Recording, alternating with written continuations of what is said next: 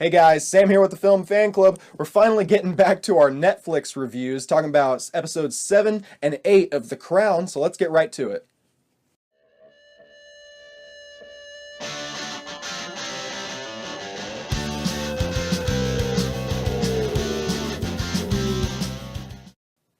Okay, so episode 7 is all about, I guess, dignified versus undignified education. Elizabeth never really got a real education, which is really bizarre that someone so powerful could be so uneducated, says someone living in America post the 2016 election.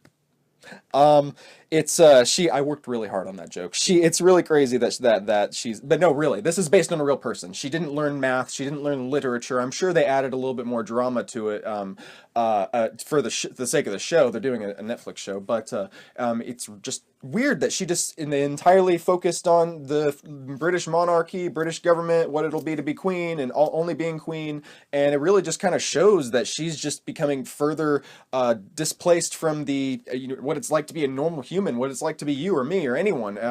Granted, we live in the 21st century. This is in the 50s, but it's just bizarre. It's so bizarre seeing just how different her upbringing was, and that's really cool that this show is able to show me that.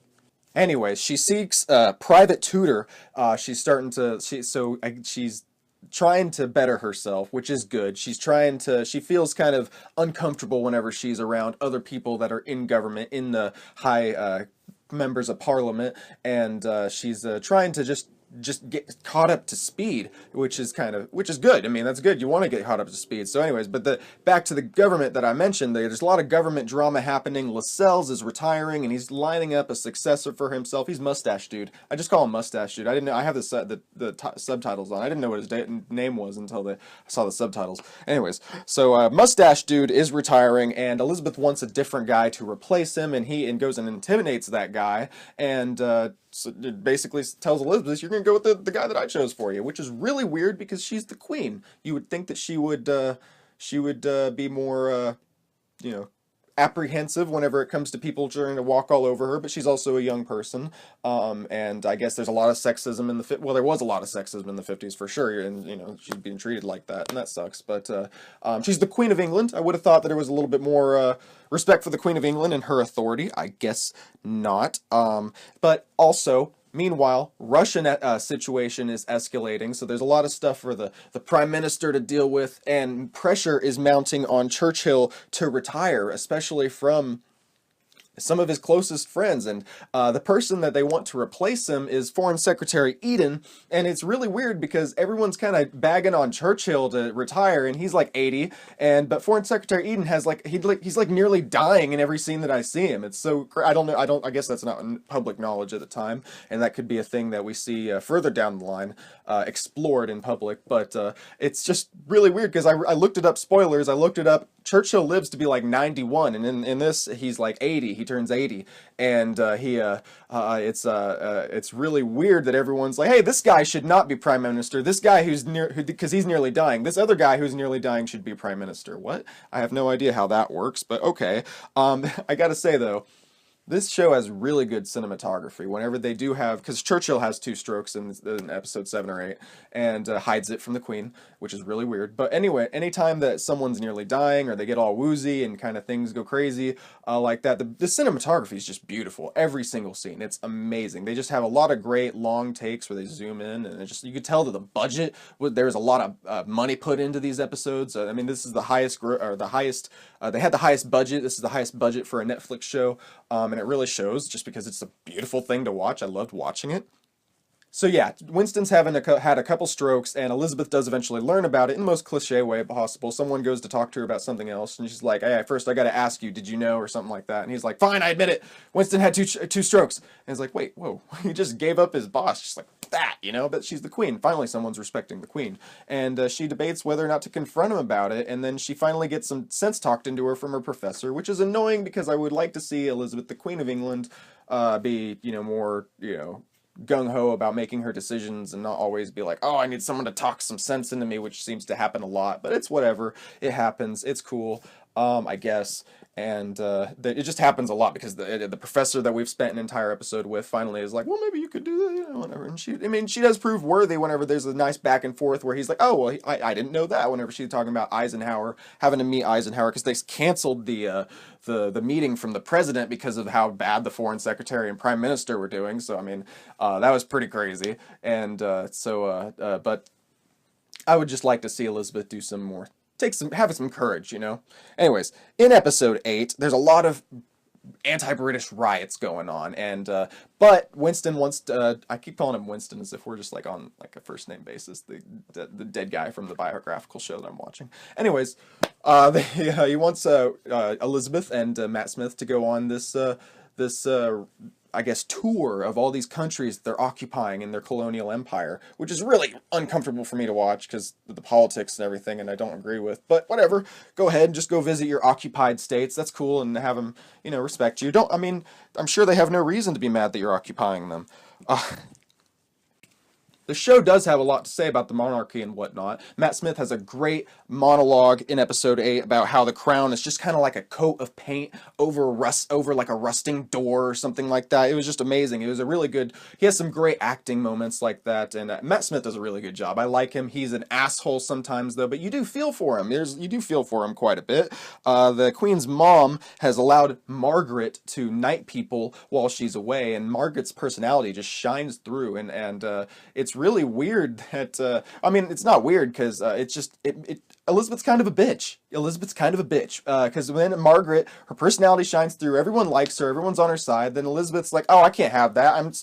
You're being too loving and kind, and people like you too much. I'm like, how is that a bad thing? I don't know. It's a really weird case that she makes, and but anyways, Margaret's mom has a break, or they're both of their mom has a breakdown a little bit later, and think in the midst that she thinks Elizabeth is unfit. I think that's what I wrote down. I have a ton of notes, so forgive me if I look down a lot. I have a lot of notes about these episodes. But anyway, I put the little like emoji because I'm like, why is she thinking Elizabeth's unfit and everything? Because I mean, she does let a lot of people boss her around, but also she's doing a fine job running the country, and really it's like Churchill doing everything. I mean, come on, she's just the Queen of England.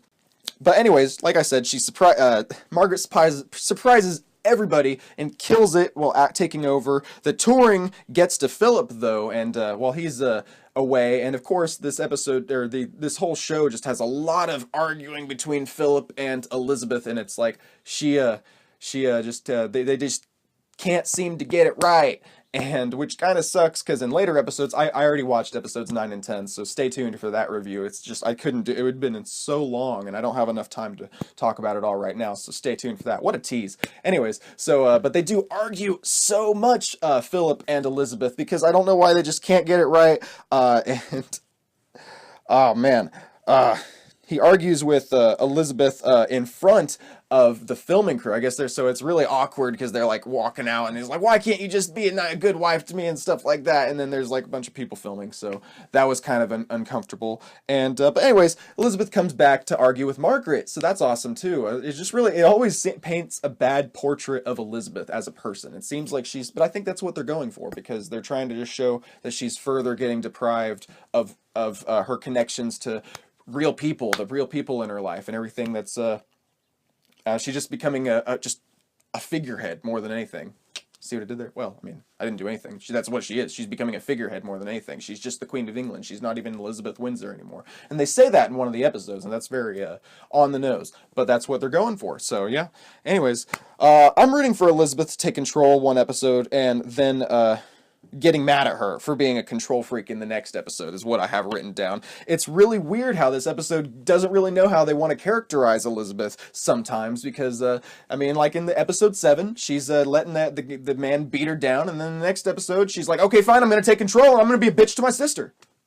What? Why are you doing that? Why you gotta be a bitch to your sister? Why can't you stand up to the people and be like, no, I want to do this with my life, and they're gonna and I'll get into it in more episodes. But anyways, that's what I'm thinking of episodes 7 and 8. It's just really fun. I'm getting a little upset with the character of Elizabeth. I really want to see her take control in a way that's not her being a bitch to her friends and family. And I apologize for using the word bitch so much, but I like this show. It's really good. It has some really strong performances. I'm getting mad at the characters, not the actresses, because they're being so believable. The actors as well, they're doing a good job. Matt Smith is just so charming, even as an asshole. He's a pretty rude dude sometimes, but he's fun. And Winston, it's going to be interesting to see how they take care of that. I don't know how they take care of that, but I really do like John Lithgow's performance. It's really grown on me as well, and they kind of the flashbacks have become a little bit formulaic, because it seems like every other episode begins with a flashback, and it's like, all right, this is what is going to be the theme of this episode.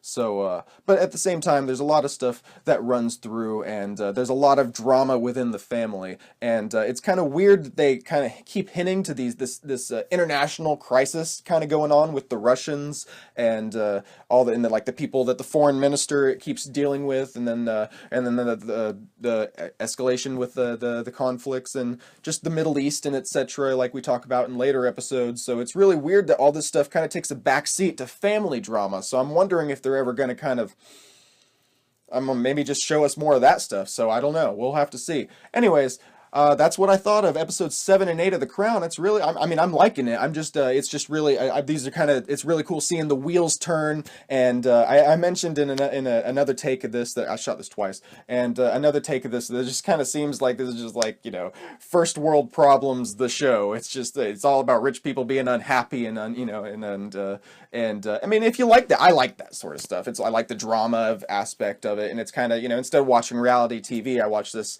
fictional show. Well, historical fiction. I get historical fiction, biographical Netflix show about the Queen of England, and it's and I get to forget about my problems and watching her weird, rich people problems. So, anyways, let me know what you think in the comments section below, guys. Thanks for watching.